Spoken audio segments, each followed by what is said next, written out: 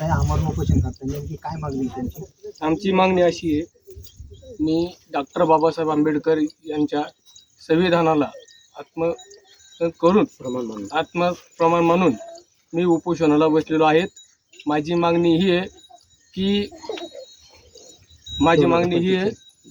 2025चा खरीप हंगामात गायरान कास्तकारांनी पेरलेली जी पिके याच्या त्यांनी पाहणी करावी, मोका पाहणी करावी आणि पंचनामा करावा ही मी शासनाला सांगतो, विनंती करतो.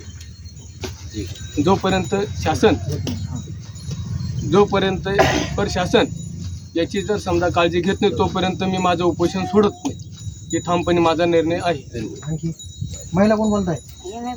बोलता